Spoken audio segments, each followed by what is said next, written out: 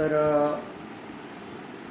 माझ्या लाडक्या अशा विद्यार्थी मित्रांनो, विशेषतः वर्ग 12वी कॉमर्स शाखेमध्ये शिकत असणाऱ्या माझ्या आवडत्या तसेच लाडक्या विद्यार्थी मित्रांसाठी मी आज एक नवीन व्हिडिओ लेसन्स आपणासमोर सादर करत आहे. तर वर्ग 12वी विषय आहे वाणिज्य संघटन व व्यवस्थापन. तर माझा हा व्हिडिओ ज्यांना आवडेल त्यांनी माझ्या या व्हिडिओला जास्तीत जास्त संख्येने लाईक करा, तसेच कमेंट्स करा, शेअर करा आणि सबस्क्राईब करायला देखील विसरू नका आणि बाजूच्या घंटीला क्लिक करायला सुद्धा विसरू नका, जेणेकरून आगामी काळामध्ये माझे नवनवीन व्हिडिओ यूट्यूबवर प्रसिद्ध होतील किंवा प्रकाशित होतील.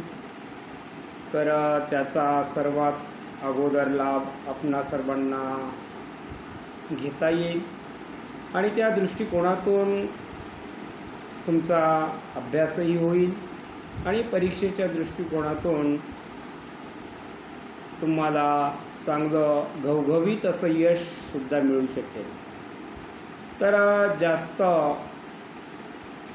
वेळ वाया न घालविता मी लगेचच आपला व्हिडिओ सुरू करीत आहे. तर वर्ग 12वी विषय वाणिज्य संघटन व व्यवस्थापन. तर प्रकरण पहिले आहे व्यवस्थापनाची तत्त्वे. त्यामधील 7वा टॉपिक आहे, म्हणजे 7वं युनिट आहे 1.7 फ्रेडरिक विन्सलॉ टेलर यांचा शास्त्रीय व्यवस्थापनाचा सिद्धांत. फ्रेडरिक विन्सलॉ टेलर यांचा जन्म 1856 झाला आणि त्यांचा मृत्यू 1915 झाला. जवळपास 59 वर्ष असा त्यांचा जीवनकाळ आहे, आयुष्य आहे. तर हा एक अमेरिकन व्यक्ती होता. फ्रेडरिक टेलर यांनी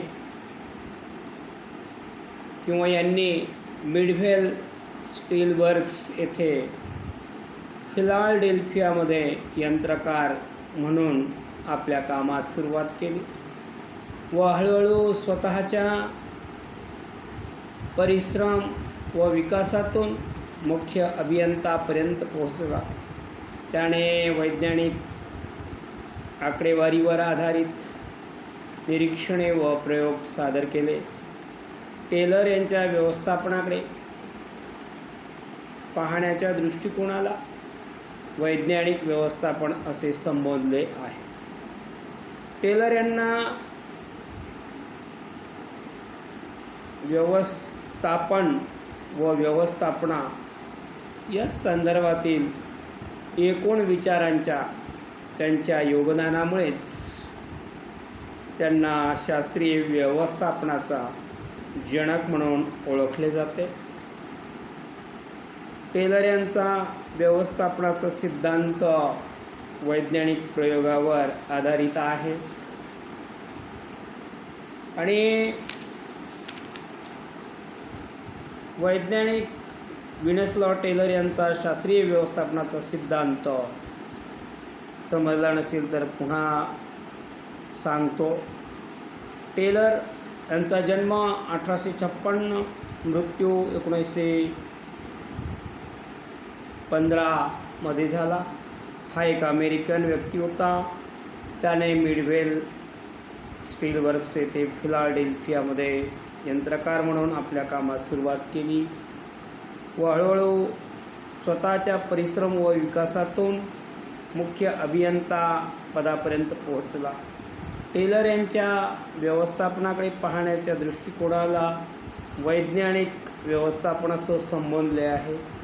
त्याने वैज्ञानिक आकडेवारीवर आधारित निरीक्षणे व प्रयोग सादर केले. व्यवस्थापन व व्यवस्थापनासंदर्भातील एकूण विचारांच्या विकासातील त्यांच्या योगदानामुळेच त्यांना शास्त्रीय व्यवस्थापनाचा जनक म्हणून संबोधले जाते. तर विद्यार्थी मित्रांनो, मी पुन्हा पुन्हा सांगत आहे, तर आपल्याला ते समजलंच असेल.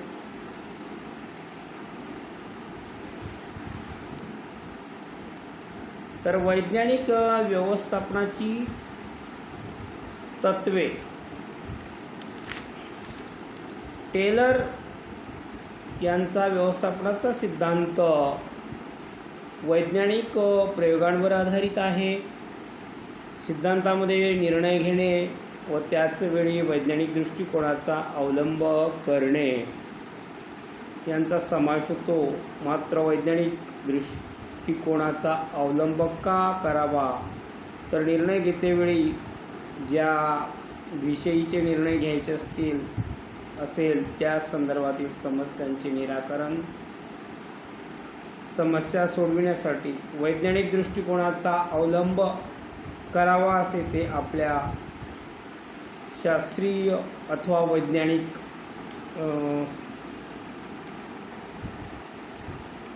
व्यवस्थापनाच्या सिद्धांतात सांगतात.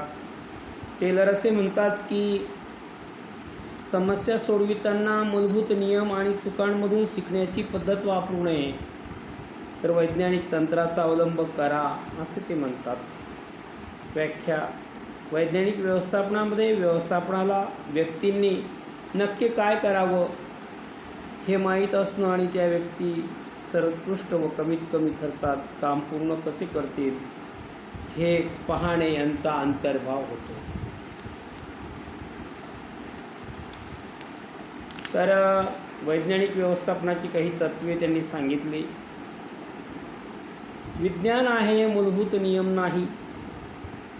तर वेळ, ऊर्जा, शक्ती वाचण्यासाठी, अपेक्षेनुसार उत्पादन क्षमता वाढविण्यासाठी,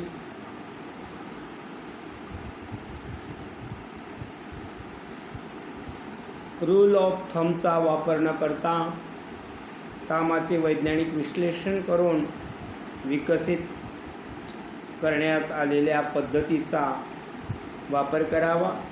ते पुढे म्हणतात की सर्वसाधारण निर्णय हे व्यवस्थापकाच्या वैयक्तिक आकलनावर अवलंबून असतात.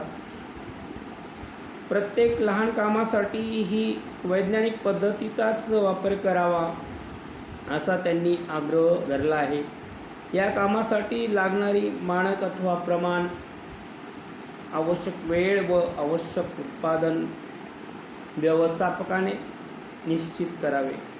टेलर म्हणतात की बॉक्समध्ये लोखंडी सीट्स चढविण्यासारख्या उत्पादनाशी संबंधित साध्या कामाचेही वैज्ञानिक पद्धतीने नियोजन करता येऊ शकते. तर